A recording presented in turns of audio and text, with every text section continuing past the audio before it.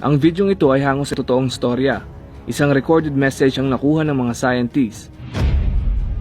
Ito ang National Orbital Debris Program Office. Sila ang responsable sa anumang bagay na nagpapalutang-lutang sa kalawakan.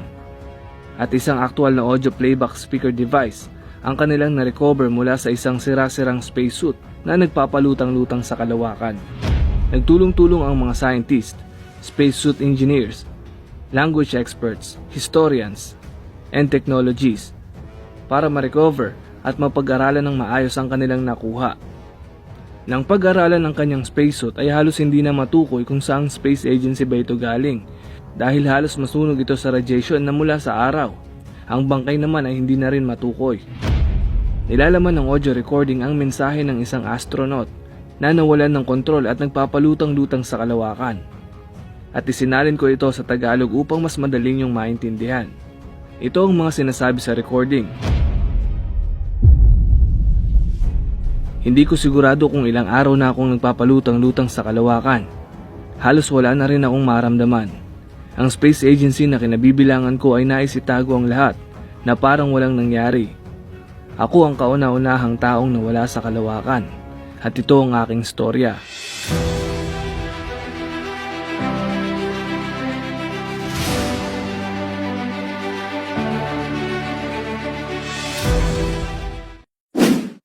Sa mga oras na ito ay unti-unti na akong nakakaramdam ng gutom. Ang katawan ko ay nagsisimula na ring manlamig. Hindi ko alam kung gaano nakalayo ang binaybay ko. Ang tanging basehan ko lang ay ang mga bituin na nasa malayo na parang gusto na akong kunin. Ang komunikasyon ko dyan sa lupa ay naputol na at hindi ko sigurado kung gaano pa magtatagal ang aking oxygen supply. Maaring araw, oras o minuto. Simula nang bumangga ang aking sinasakyan ay sigurado akong palayo sa Earth ang tinatakbo ng katawan ko. Pero pakiramdam ko ay hindi na ako umuusad kung nasaan man ako ngayon. Nagsisimula na rin akong mag-isip ng kung ano-ano. Malapit na akong kainin ng kabaliwan, pero kumakapit pa rin ako sa isang pag-asa na muling makauwi. O sana mawalan na lang ako ng malay at sa pagising ko ay nakatapak na ako sa matigas na lupa kasamang aking pamilya. Nais ko nang matulog pero hindi ko magawa. Dahil sa isang iglap lang ay baka maglaho ang lahat. Mananatili akong gising habang unti-unti akong pinapatay ng aking mga pangarap. Pangarap na akala ko ay magbibigay sa akin ng buhay. Unti-unti ko ring nare-realize na dapat na akong magdesisyon. Kung magpapatuloy pa ba akong mangarap, na sa isang sandali ay may magliligtas sa akin. Isang kakaibang bagay na dadaan sa harap ko at ihahatid ako pabalik sa atin. O hihiga na lang ba at mag-e-enjoy sa panunood ng mga bituin dahil kaunting oras na lang naman ang natitira sa akin. Dapat ko na lang siguro itong sulitin. Palutang-lutang sa kalawakan, malayang malaya. Namamanhid na ang aking mga binti. Parang bata na hindi kayang tumayo sa sariling mga paa. Unti-unti na ring namamanhid ang aking mga kamay. Ang mga kamay na dati akala ko ay kayang kontrolin ang lahat. Mga kamay na ginamit ko upang maabot ang naturang pangarap. Pero minsan pala, ang ating mga pangarap ay siyang mangiiwan sa atin.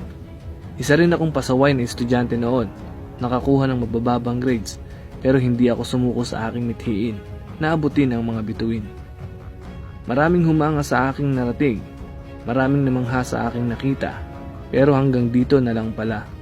Nakita ko na ang kalawakan ng malapitan. Nakita ko ito mula sa iba't ibang anggulo hanggang sa kainin ako nito. Hanggang sa hindi ko na makita ang tahanan ko. Mula rito ay hindi ko na rin makita ang sinumang tao. Sa mga sandaling ito ay napakarami ko nang natutunan. Na ang bawat isa sa atin ay tuldok lang sa kalawakan. Wala ning isa ang maaaring magmalaki. Mula sa pagiging presidente, leader ng isang kumpanya, bata, matanda, ang lahat ng yan ay maliit na bagay lamang.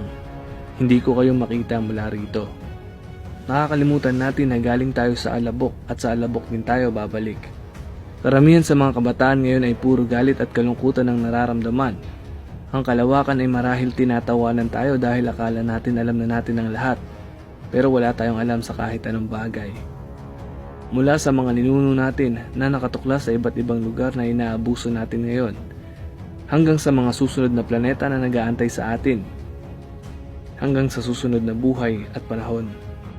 Mula pagkabata, mag-aaral, mangangarap, at higit sa lahat, handang sumugal para sa mga pangarap na ito.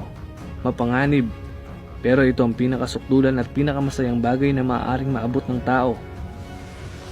Ang mabuhay ng may takot sa isang bagay na magbibigay sa iyo ng sapat na dahilan para mabuhay. Hindi ko alam, pero ano pa ba ang hindi kayang ibigay sa iyo kung ibibigay mo ang lahat ng makakaya mo para makuha ang gusto mo? Kayamanan, kaalaman, mga ari-arian, ang lahat ng yan ay hindi mo madadala sa kalawakan. Ang palaguin mo ay yung spiritual na pananampalataya sa may kapal, dahil kaya ka nitong bigyan ng kapayapaan kahit nasa bingit na ng kamatayan. Ako ay mamamatay dahil sa pag-abot sa aking mga pangarap, at ayoko rin namang mamatay sa ibang paraan.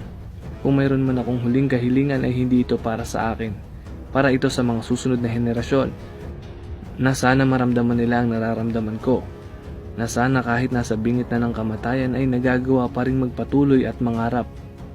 Pangarap na magdadala sa iyo sa liwanag, pangarap na magpapakita sa iyo na ang langit ay ang bagong tahanan. Ang problema natin sa kasalukuyan ay pagiging makasarili. Marami sa atin ang nais mapag-isa, mangarap mag-isa, at resolbahin ang problema mag-isa. Hindi natin nakikita ang halaga ng balikat ng ating mga kaibigan at pamilya. Kapag napagod ang ating mga kamay at paa sa paggawa sa ating pangarap, ay maaari kang sumandal sa balikat ng isang taong espesyal sa iyo. Dahil ang mga tao ay dapat mabuhay ng sama-sama, kung hindi naman ay mamamatay ng sama-sama. Hindi ko alam kung gaano pa magtatagal ang spacesuit na gamit ko. Hindi ko rin alam kung maririnig ba ng sino man ang recording na ito. Alin man sa dalawang ito ay okay lang ako. Pero kung may tao mang makahanap sa katawan ko, gusto kong iparating sa inyo na masaya ako sa mga oras na ginagawa ko ang mga bagay na ito. Naging maganda ang buhay ko. Isang manlalakbay na nangarap makapunta at mamatay sa kalawakan. Kung sakaling makarating sa inyo ito, nais kong sabihin sa inyo na patuloy kayong mangarap, patuloy kayong maging liwanag para sa ibang tao, patuloy niyong bigyan ng tulong ang mga nangangailangan. Huwag kayong susuko sa mga mabababaw na dahilan. Huwag kayong susuko hanggang sa kamatayan.